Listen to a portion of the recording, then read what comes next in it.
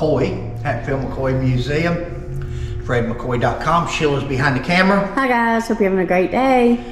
Guys, we mentioned, we're doing a couple of videos today, but we mentioned the other day in a video, we were going over Sam McCoy's book.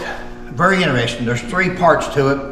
Of course, the third part to us was the most interesting, but if you've got time to watch the other 2, it'll fill you in on what Sam said about things.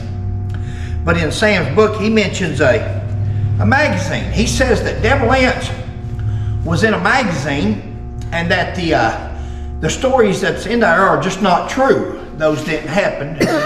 He says some select things about Devil Anse. And he knew Devil Anse, and he was there when the raids went on, so he's very knowledgeable.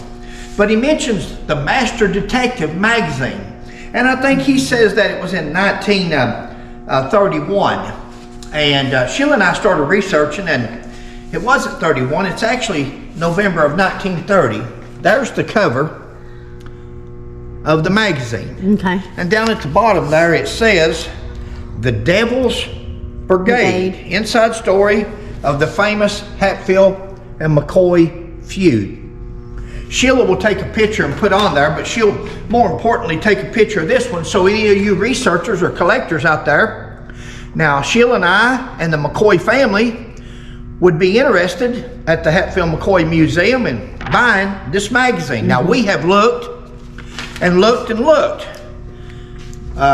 We can't find one for sale. Usually you can go to different areas, different places. We won't give up all of our info, yeah, because we know we can buy it cheaper if somebody doesn't know we're Hatfield McCoy Museum or some of the other family members that they don't recognize or something goes to buy something. If Sheila and I goes to buy, they're used to us and they think that they'll pay big money for it. Yeah. And we have for a lot of items here for the family, but the money comes from family members. It's not just Fred and Sheila. It's a conglomerate. This is a LLC, so it consists of more than Fred and Sheila.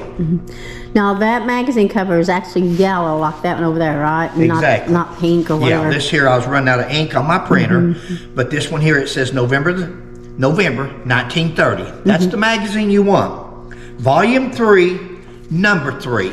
Sheila will take a picture of it.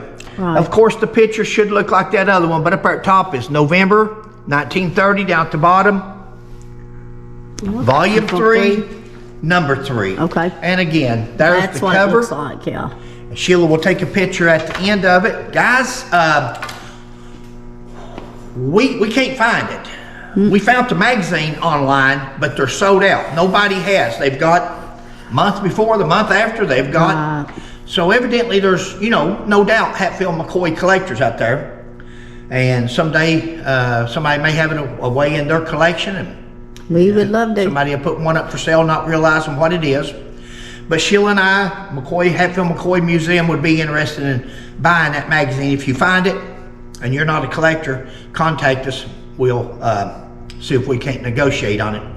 I saw the other day, somebody had sent us a picture of a hearth, the rock, from Beach Creek. No doubt me and Sheila's been by there 100 times, researching different things over in Beach Creek and all that area.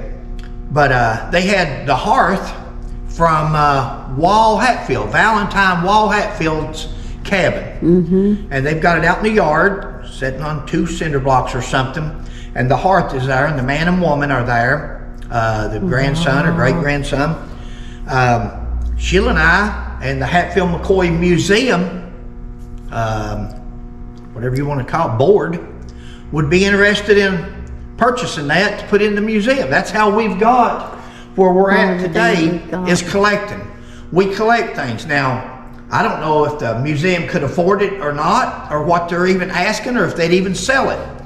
But if anybody knows those people, and they would like to have that hearth on display, protected and on display, and where people, it will always be there, because the museum is never going nowhere without it staying a museum. And Sheila and I was talking, and some of the other family, And we're thinking probably about May the 1st. Okay. Probably the first Saturday in May, the museum will be open. That'd be May, June, July, August, maybe September, somewhere in that area. Let's just start off 1 month at a time. Is what we do, though, because you never know. Sheila and I are the only two that are available to operate it, really. So unless we get tied up with something, it'll be left up to us. But probably the month of May, let's just figure on 1 month at a time. For the month of May, on Saturdays, the museum is going to more than likely be open. We'll be posting it on our website before long, once we know for sure, and everybody can. That'll probably be like the Derby Day weekend. That may be. Because in the Derby, the first Saturday I of think it is. May. Okay. So, Kentucky Derby weekend. Not everybody, especially here in Kentucky. Most of your people that goes Kentucky Derby is people and Sheila and I have been there, but it's usually people from away that visits the Kentucky Derby. And it may be somebody, we're only an hour and a half from Louisville, if that. So we may get some people. Well, that Saturday you won't get nobody because it's going to be the Derby Day. Right. But for that week, a lot of people come in and visit Louisville. So we may even try to be open the week or something. Maybe that would give people throughout the week that's already in Louisville. Yeah. Maybe they'd run on up and want to see. So we'll see. We'll know more about it then. If anybody knows the people in Beach Creek that's got the wall Hatfield hearth from the fireplace, instead of it sitting outside, if they want to let it sell it or put it on display, but I was gonna say, it don't matter to us, but it'd be something good to have. I think that's a good piece of history there. Anything you can have verification to and authenticated, that's what we like. Because anybody can say that anything's anything, and sometimes people just don't know. You never know for a fact. Exactly. 165 years ago is 165 years, so it's hard to authenticate things. Sheila will do the close.